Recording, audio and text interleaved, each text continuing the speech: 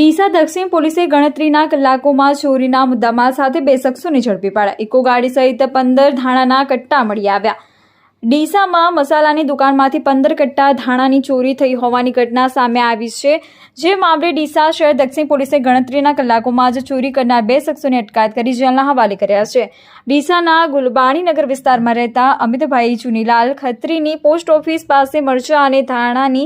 દુકાન આવેલી છે। 2 દિવસ અગાઉ તેઓ રાબેતા મુજબ સાંજે દુકાન બંધ કરીને ઘરે ગયા હતા અને રાત્રિના સમયે તેમની દુકાનનો પાછળનો દરવાજો ખુલ્લો હોવાથી ત્યાંથી પસાર થતા તેમના સંબંધીએ તેમને જાણ કરી હતી, જેથી દુકાન માલિક અમિતભાઈ અને તેમના પિતા તરત જ દુકાને પહોંચ્યા હતા, જ્યાં જઈ તપાસ કરતા કોઈ અજાણ્યા શખ્સો તેમના પાછળના દુકાનના પાછળનો દરવાજો ખોલી અંદર પ્રવેશી 15 કટ્ટા ધાણાની ચોરી કરી ગયા હોવાનું માલુમ પડ્યું હતું, જે મામલે તેમણે તરત જ ડીસા શહેર દક્ષિણ પોલીસ મથકે ફરિયાદ નોંધાવી હતી। ફરિયાદ નોંધાતા જ પોલીસે તરત જ તપાસ શરૂ કરી હતી। તે દરમિયાન ડીસામાં સંત અન્ના હાઈસ્કૂલ પાસેથી પસાર થઈ રહેલી એક શંકાસ્પદ ઇકો ગાડીને થોંભાવી તલાશી લેતા તેમાંથી ધાણા ભરેલા કટ્ટા મળી આવ્યા હતા, જેથી પોલીસે ઇકો ગાડીમાં બેઠેલ લુણપુર ગામના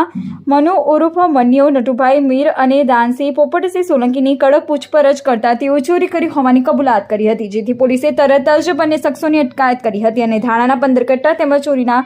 વપરાયેલા ગાડી પર જપ્ત કરી વધુ તપાસ હાથ ધરી છે।